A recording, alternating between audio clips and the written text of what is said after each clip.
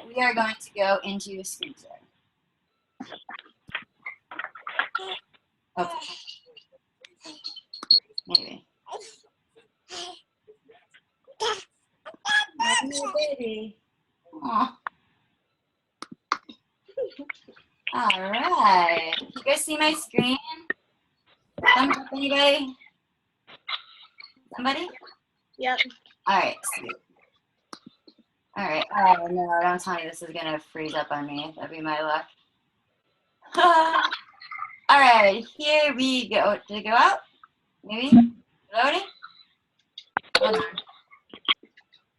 Let's hope. All right. So, 5 things that help you from 5 things that hold you back from overcoming, 5 things that hold you back from living your dream life and tips to overcome them. In case you guys don't know who I am, my name is Alyssa Schomaker. I am the creator of Royal Republic. I've been a coach for 4 years now, and I'm a 2-time Elite 2015 Top 10 coach and currently a 2015 Top 10 coach. Rocks. Can somebody mute? Can you guys mute your lines? That'll be fab. I love that little baby though. Just making me want to have another. I can't. All right, so let's get started. What is this doing this for? Sorry, I'm having problems. Okay, so the number one thing that holds people back is not having any kind of goals. Not understanding where it is that you want to go is going to really hold you back from achieving your dreams. So I was reading this study, and in 1998, there was an MBA program. 3% of the graduates had written goals with plans and defining goals. 13% had goals but not in writing, and 84% had no goals or plan. 10 years later, they evaluated the same group of individuals, and 13% of the individuals who had goals were earning up to 84% more compared to those that had no goals whatsoever. For the 3% with a goal and a plan that was written, they were earning an average of 10 times as much as the 97% put together. So oftentimes we ask our coaches to set goals, and this might be the first time that you've ever had to set a goal in your life. I know when I was a new coach, I didn't really have to set goals. I mean, I went to school, so I didn't really have to set goals. But when you're setting goals, it's really important that they're clear, specific, written, and also measurable. And what they're called is really SMART goals. But what I think is really, really important is that they're timely. So for example, if you have a goal that you want to be a 5-star diamond, you need to make sure that you're putting that date down there as well, so that you know exactly when you're going to be able to achieve this, so that your mind actually goes to that place. The other thing that I think is really helpful that's not really a part of the SMART goals is the fact that you are writing them as if they already happened. So, for example, if you want to be a top 10 coach, you are writing, I am a top 10 coach. I am a diamond coach. So that your mind already goes to that place, and so that you're going to be able to achieve those goals. You're going to express it in the positive mindset. You're going to make sure that it's time bound, and you're going to make sure that it's really specific. And then even you could take it a little step further and know what is going to happen when you achieve that goal, and really attach a feeling to it. So, what is it going to feel like? How is it going to change your circumstances? And what are you going to do when you achieve that goal? So I encourage every coach to make sure that you're writing goals weekly, monthly, quarterly, and yearly in your business. And what I find works best is if you do it yearly, and then kind of back that up into quarterly, and then back that up into monthly, and then back that up into weekly. So back yourself up into the goals that you want to achieve. So there might be some of you guys that are going for 5-star elite, for example. What you want to do is pull out those elite reports, find out how many points it is that you need to have. So we all know you need to have 135 points to be elite this year. And you want to see how many points that you need. So say you needed 60 points, divide that by the next 6 months out of the year, and see how many points it is that you're going to need to be able to really achieve those goals. And back yourself up into that weekly. So that's my first tip for coaches is make sure that you guys are setting goals and that you're looking at these goals frequently and that you're reminded of them very often. So for myself, I have my goals on my phone. I have a board here in front of my face. I have basically Bora Bora because I'm going for top 10 this year. So I have Bora Bora on my screen. I have little like water trinkets and stuff like that, like all around my room. And I did this last year when I was shooting for top 10 to go to Paris as well. So as many things as you can have that are constantly reminding you of your goals, and even writing positive affirmations is really going to help you along. All right. The second obstacle that I found out that my team and many coaches have is time management. And I think that this is something that everybody struggles with. And I think that everybody can really learn how to manage their time better. And I think that it comes down to is that we often take on too much. You know, we overcommit ourselves. We're embarrassed to say no. And then we don't really have any kind of structure. So we leap from task to task in like no particular order whatsoever. So without really having a priority of moving things from like one to another, nothing really becomes urgent in your business or within your life. And then often most of us are moms. And so we're trying to work this business in between the mom cracks, right? So we're also trying to work our business with little kids running around on the ground, or maybe it's at your lunch break at work. And so we don't really have dedicated time to work our businesses. So I wanted to give you guys some tips on what you guys can do. And I'm going to start you guys off with this little video here. This is, whoa! See, that's a total Alyssa right there. All right, so here's a little video that was done last year. This was last year at the Success Club Cruise. And this was 10 top coaches that talk about time management and leadership. And I just want you guys to watch this because there's no particular right way. And then at the end, I'm going to give you guys some tips. So somebody give me I wake up Can you guys hear about this? 10 o'clock in the morning. Not the path we wanted to go down. Okay.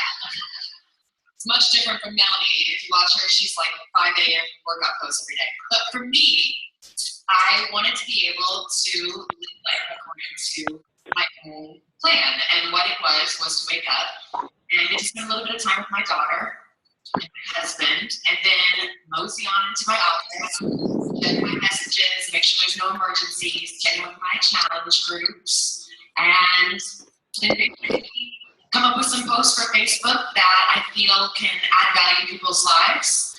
And I'm always looking to not just talk about BeachBody, I'm looking to talk about my own little reality show. I want people to feel like they get to know me, that they can go to my page and it's going to be inspiring and motivating, and that I'm lifting other people up. And then I get my workout in and go about my day really normally. I mean, I guess just really trying to make sure that I'm touching people every single day and reaching out to new people. You can never become complacent and wait for people to come to you. You've got to make sure that you're reaching out. And so that's a legit my day. Yeah, my day's very different. I am up at 5 a.m. because I have 2 little kids. I have a 3 and a 5-year-old, and I only have a babysitter 2.5 days a week. So I have to maximize every second of my day. So when that alarm goes off, it's like, okay, I gotta get my workout done. If I get snooze too many times, then my kids are up and I'm trying to get them down. So I am up, workout, shower, challengers, very scheduled in my mind, and I have to go that way. Otherwise, it cuts into my balance with my kids, and so I really have to keep myself on track. So I work 2 full days where that's the time that my kids have somebody that works with them, and then I can do all my calls during those 2 hours. And then when it's time to shut it off, I can shut it off. I am organized and structured with my time, and it works. Well, okay, I usually don't wake up early to work out, but if I have to wake up really early to work out, I will. But normally, wake up, get my son on the bus, come all the way for school, get him on the bus, spend time with Matt, and then work out. And the next few hours after the workout is really just returning emails, creating posts, doing training for coaches, getting started right calls and follow-up calls with my coaches. So there's like this whole block of time during the day that after the workout that is, focused on my business and try and wrap things up before my son gets done with school. So that after school, it's about homework, it's about sports, and family time. So that's an ideal day for me, and that's not to say that every day works out that way. But I will say this, when you're new in the business and you're working full time, which I'm sure a lot of us were in that situation, at least I was, it is hard in the beginning when you work full time and you're a parent, and you have to find that time where it seems there is no time. So I will say that, I'm sure all of us could say we've been there, where it's difficult and you have to be more structured and you feel like it's more difficult for you.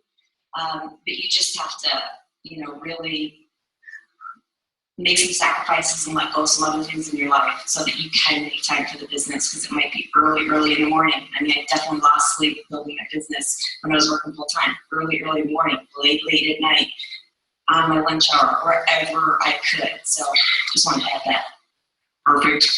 Let's try to transition now into leadership development. It's a big part of your guys' success. And so I know a lot of people in the audience want to know where you spend your time in terms of leadership development, maybe a book, seminar, whatever it was. Share that. Okay, I had a lot of sacrifices in the beginning, but now to lead the team, I guess, and what I do, I wake up at 7 o'clock every morning, like 6:30.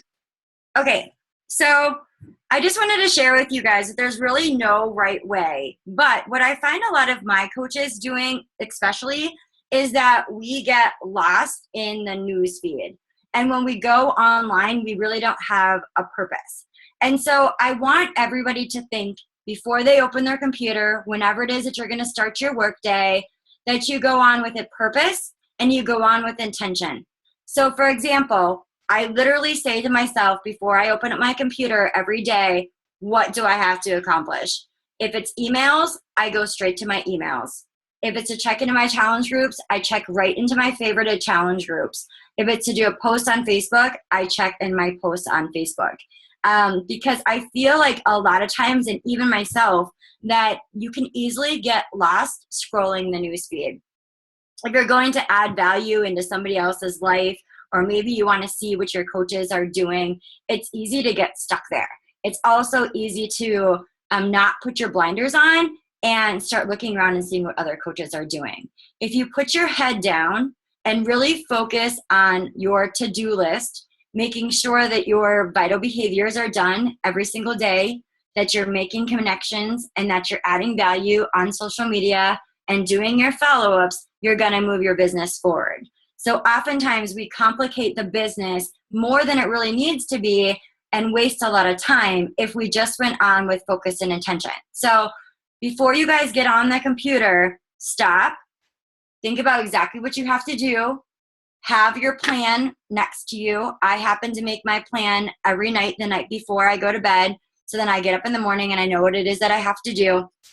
But go on with purpose and intention for what it is that you guys really need to accomplish so that you're not wasting time on social media, because it's fun and you can really waste a lot of time. And a lot of us don't really have time. All right.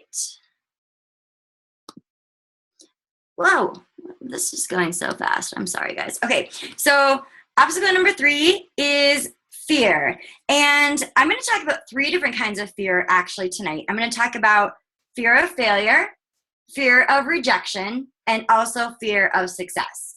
Because they're all different kinds of fears, and they're legit fear if you don't overcome them, and they literally will stop you from growing your business. When I talk to my coaches and I find out what the number one thing that they aren't doing, it's personal development and it's inviting.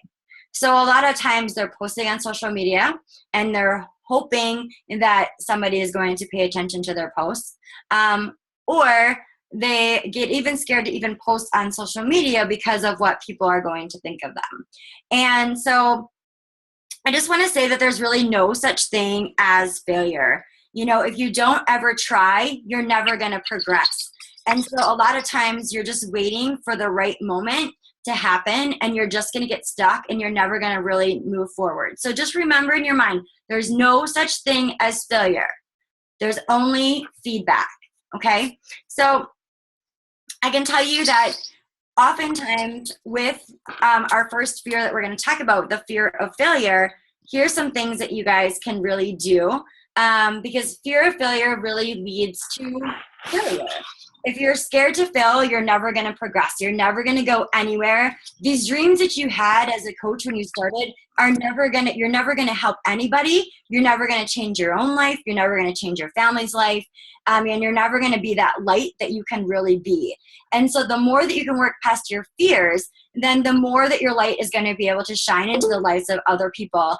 And let me tell you, BeachBody coaches are inspiring. I like to follow BeachBody coaches because I find them really inspiring. And most BeachBody coaches that are successful, they've had a mess of a life. I can't tell you, well, maybe Melanie, but besides Mel, every really top 10 coach, everybody's kind of had to really overcome a lot of failures and a lot of setbacks in their life. So I know that it's something that is really completely achievable. It just really depends on how well you're going to work past your fears. So our tips for overcoming fear of failure. If you don't try, you will fail, point blank. If you're not inviting, if you're not putting yourself out there, if you're not being a product of the product and sharing with what you're doing with other people, you're going to fail. And I always tell my coaches, don't waste time in your business. You know, if you're going to do this, then just do it, because you don't want to be one of those people that 2 years into the business goes, gosh, why didn't I just go all in before? I wasted so much of my time in this business and so much money that if I would have just did what my mentor told me to do and worked over some of these things and just flew, then I wouldn't be wasting time and money, and I would be this much farther ahead in my business. So don't waste time when it comes to your business. Don't let failure hold you back, okay? Prepare yourself to succeed. So think in your mind, what could happen if all goes well? You know, oftentimes in this world, we are so conditioned with negativity and so conditioned with negative self-talk that we don't really think about what could happen if things went well. So instead of thinking about the failure, start thinking about what happens if I could succeed? What is the worst possible outcome that can happen? Is somebody going to die if I invite them and they tell me no? No. Am I going to get my feelings hurt? Maybe if I get haters on Facebook. But let me tell you, and I share with my team all the time, I get haters on my Facebook and on my like page every single day. And I share it with them because I know that they get negativity as well. I know that they're scared of that. And you know what? If you're getting pushback, if you're getting people drinking the haterade, that just means that you're doing something right. It means that you are causing people to think, and it means that you are being extraordinary. So just remember that, okay? If you are getting pushback and if you are getting people that are saying negative things about you, it's because of the fact that they're scared of your progress, okay?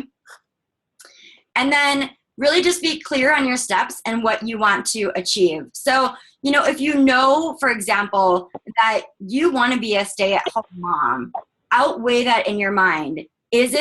What is more for you? Do you want to stay home with your kids, or are you going to let these 10 people that you haven't connected with in the last 10 years, or that person that made fun of you in high school or college, or maybe the neighborhood child down the street that you reconnected with, are you going to let that person stomp on your goals?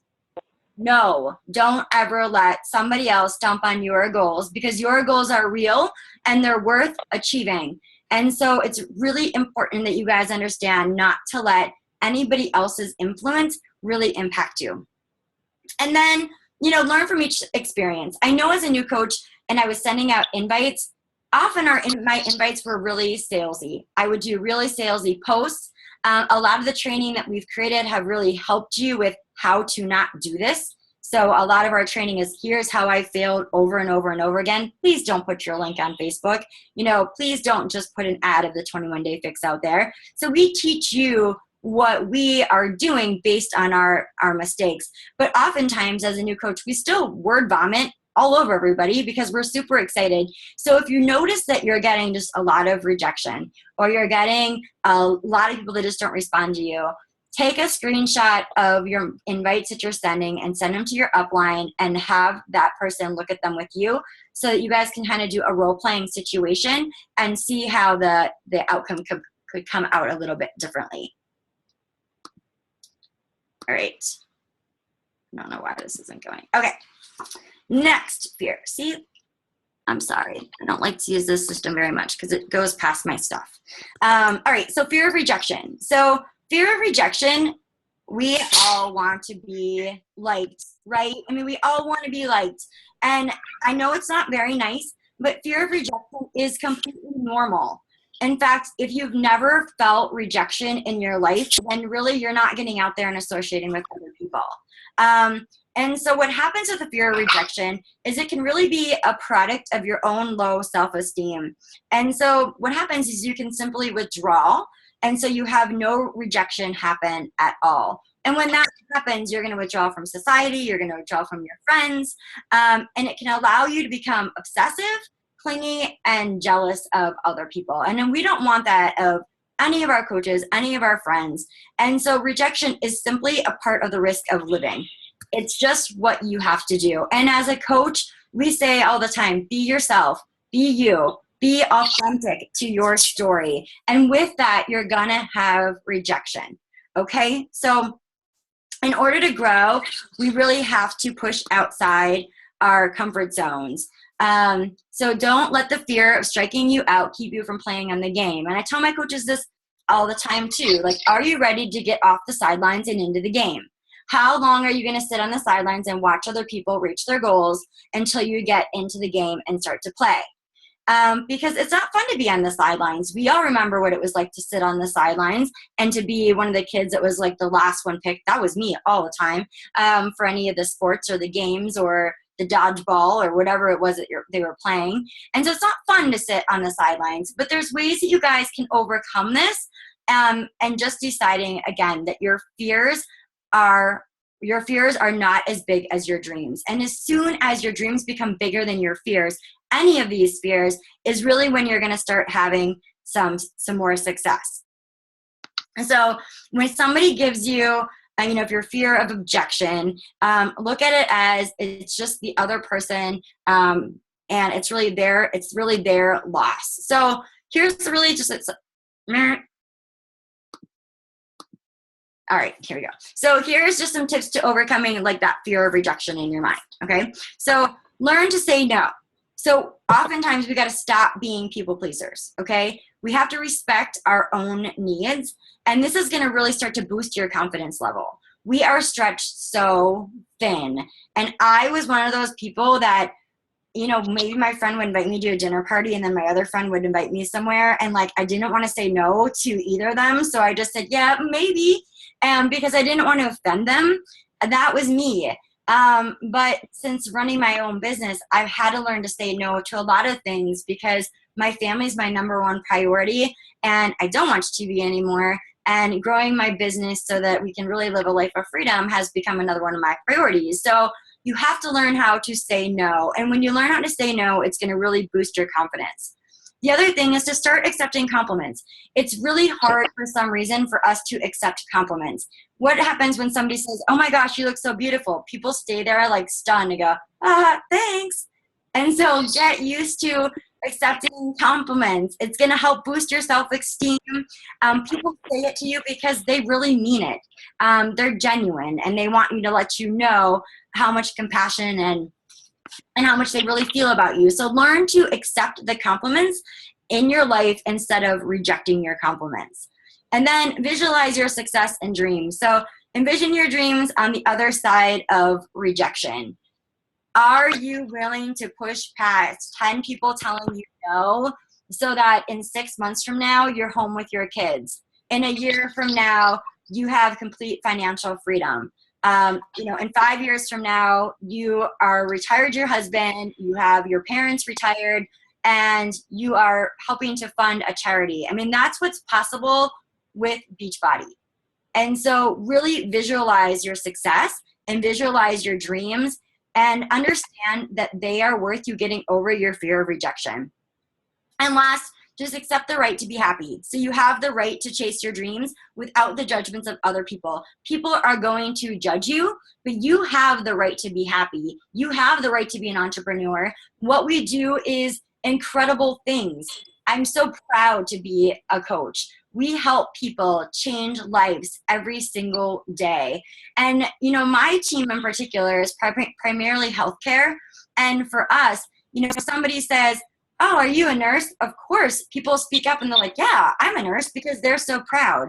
Everybody should be that proud to say that they are a health coach, because you're changing people's lives. You're changing your own life. You're being a reflection of health and prosperity, and you are being positive light in the lives of other people. So when somebody asks you what you do, say you're a health coach with a smile.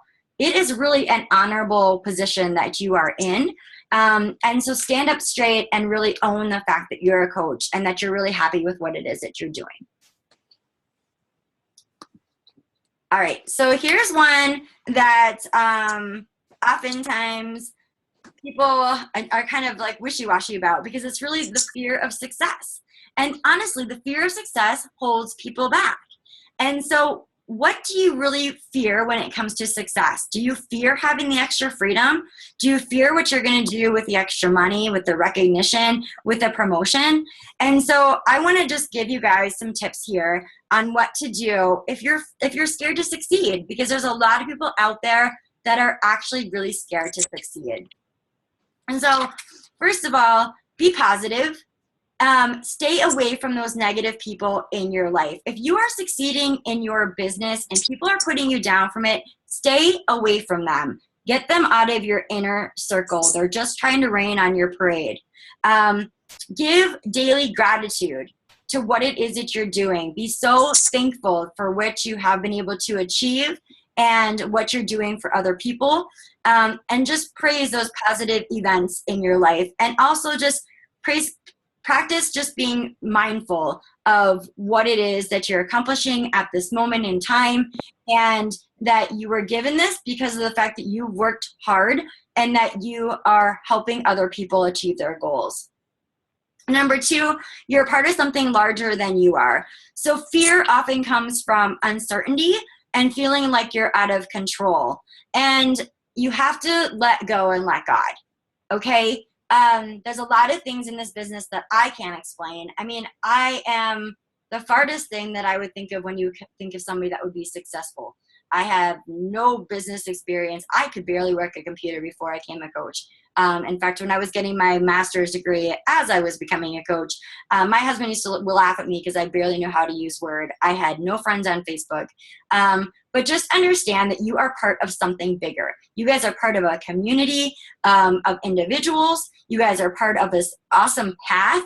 And so oftentimes you can feel really like you're out of control, but just let go and let God. 3, find your authenticity. So what is your story? What is it that makes you unique and that's going to make you really, really happy? And this is something that is really hard for coaches to really learn. Why you, you know? And oftentimes it becomes the fact that you are sharing you on social media and people are attracted to your story. So own your story.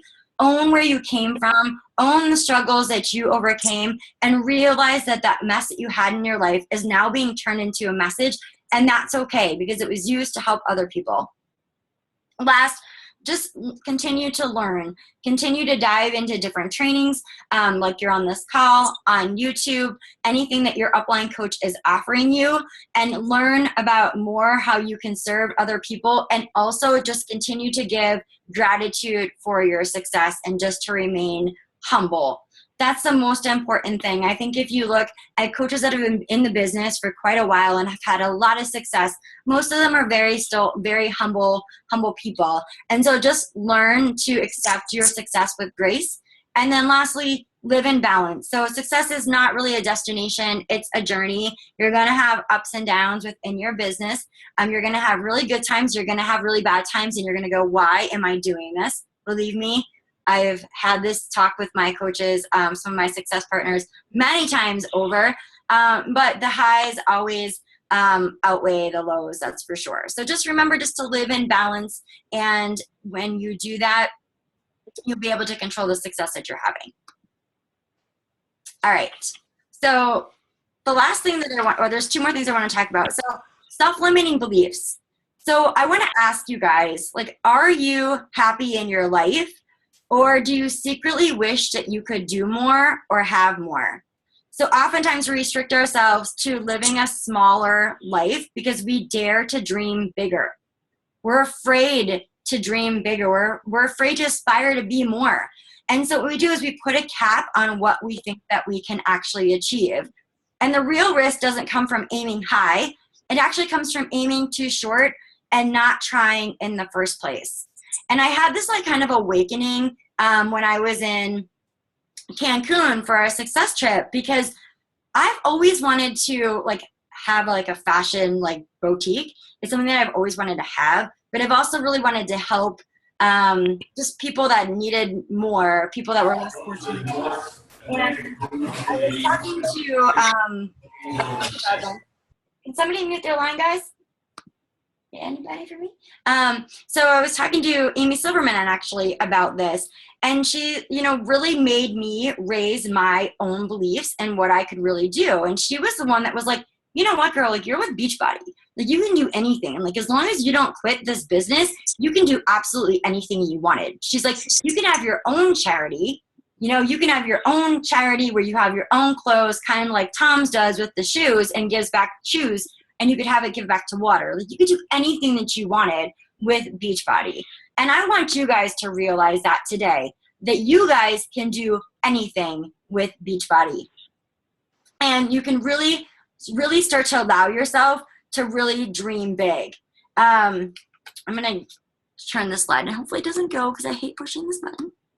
Okay, so our goal is to really think bigger. Oftentimes, if we're thinking small, then we're lacking self-worth.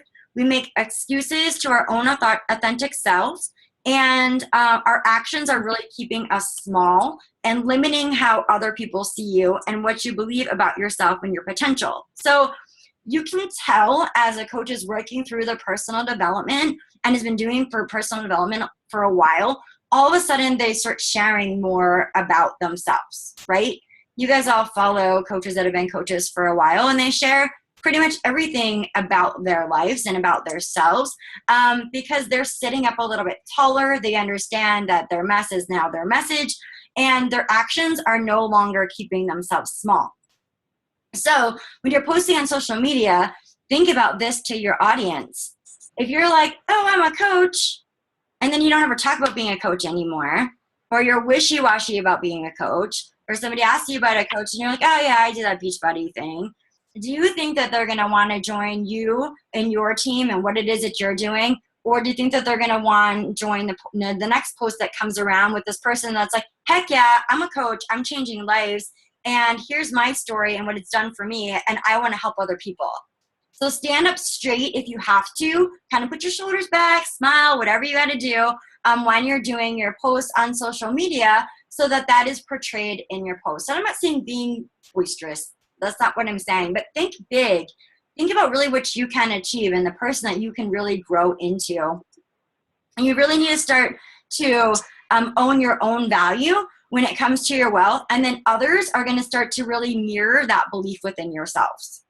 Okay? So if you want other people to look at you like a leader, then you need to act like a leader.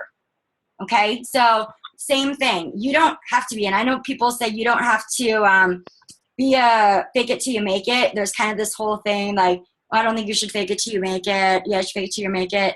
You know what? I can tell you that when I started as a coach, there was a bunch of new coaches and everybody was like, that's it. Like the train's leaving the station. Here is where I am going. And so if you act like you are that 5-star diamond, that 15-star diamond coach now in your business, that your audience is not going to know the difference. They don't know what that diamond coach is. They don't know what that 15-star diamond coach is. They don't really know. But they're going to see that you are taking a position and a stance of where you're going with your business. And you are going to start attracting more business building coaches and more people with that same kind of stance and posture into your business. So to really start to dream bigger, what I want you to do is to eliminate words like just, little, and only when you're talking about yourself. Dare to dream bigger in your career and your business.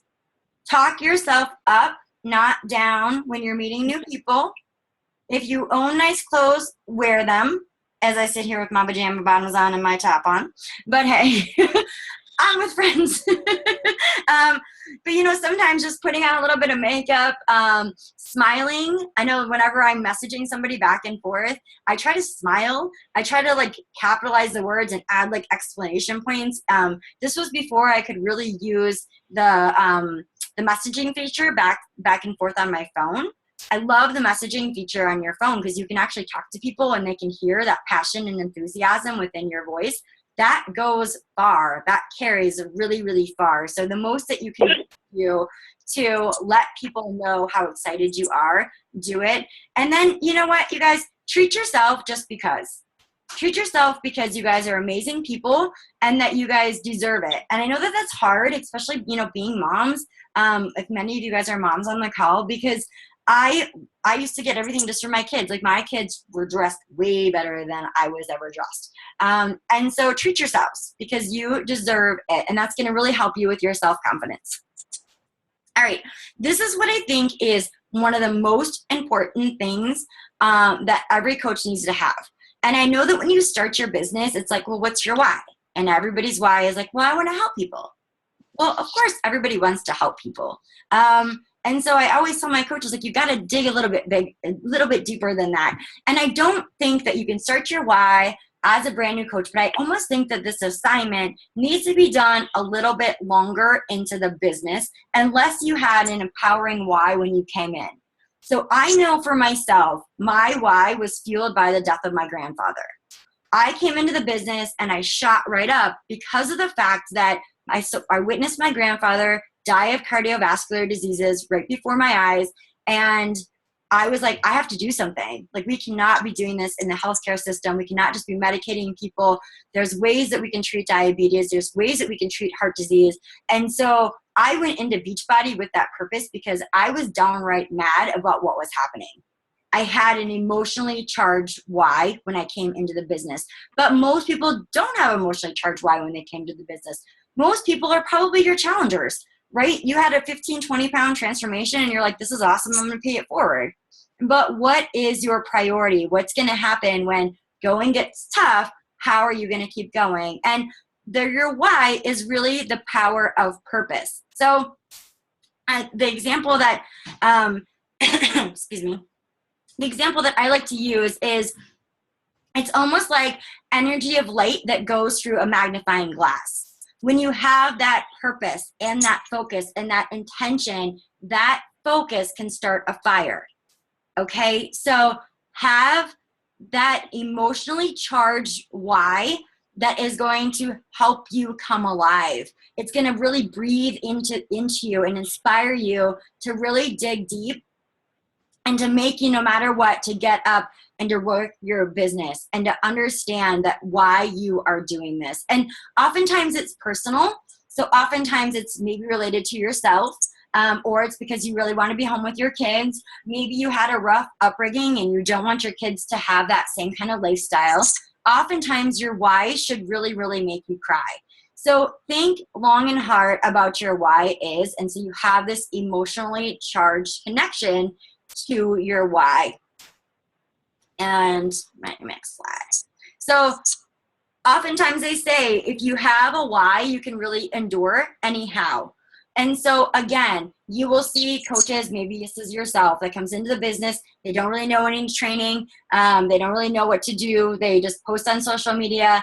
All of a sudden they have 20 success club points or higher. And it's because these people have such a strong why that they don't have to figure out the how. The how happens because they are so emotionally charged at that moment in time that they really figure out what it is. They really know what it is that they want. And so the how just really happens to come along with that. And so my last little tip here, you guys, is You know, the most powerful force on earth is a human soul set on fire. And as I end the call, I want everybody to think about, what is that core, deep-rooted reason behind your business? Why are you on this call tonight? Why are you sending those 10 invites when you're scared to death to do it? Why are you posting a picture of yourself half naked in a bikini on social media? What is it that's going to keep you going? Because people don't buy the products. People are buying into you. And so unless you have an emotionally charged why, and it's really with some kind of passion and some kind of conviction, you're going to have a harder time in your business. So take some time and really figure out what your why is. Make your why so that it makes you angry, and understand that your why is going to probably change over time. And that's okay. If you're not feeling that emotionally charged to your original why, then it's time to dig a little bit deeper. So just remember, everybody, live with purpose and focus most on the things that matter. Understand that all of these obstacles are just that. They're just obstacles. Your dreams are big. Your dreams are worth it. You might look at Success Club and go, I don't understand how Success Club 5 or Success Club 10 is going to really build a business, and I don't really understand that at all. Trust me, if you were at Summit and you looked at the coaches that were all Success Club 10 legends, most of those coaches are six-figure earners, or they are millionaires in the business. And it's those simple, consistent behaviors every single day on how you grow a big business. And these obstacles are things that everybody can work on and to overcome. So I just don't want anybody to ever think that they cannot live up to a potential, because you can. And that your dreams are real, and your dreams really matter, and that you have the potential to be able to achieve them. You have the potential to be extraordinary. So thanks, you guys, for joining me on the call. I'm going to stop the screen share, and then if you guys have any questions for me, I can see your pretty faces. Do you guys have any questions? You guys get some good takeaways there? So you guys can tell, like, I am a preacher, but I did put learning tips in there. I made it particularly learning tips in there. But honestly, all of these things are things that you guys can overcome. Don't let these things hold you back in your business. Don't let and I'm not going to like single people out, but you know, that cheerleader or that dance line person or the best soccer player or whatever in high school, don't let that person hold you back from achieving your goals. Just go on and continue to live with your dreams every single day. Write your goals down. Put that why at the top of your paper and stare at that baby and imagine your dream and your success, because you guys are worth it. You guys joined as a coach for a reason, and people are out there that need your help. And so realize that people are out there that need you, and that's why you have to send your invites, because most people are not just going to reach out for help when they're really desperate and in need. So thanks, you guys, for all joining the call. I will post a recording later if you guys want to share this with your team, or maybe redo it because I just stink with the slides, but I probably won't have time to do that, so you guys will just get my flaws and all. But I hope you guys all have a great night. Let me know if you guys have any questions. So anybody else to jump on our call too, because I didn't get to see most of the Dream Team people. So love you, ladies. All my Barbies. Have a good night, loves.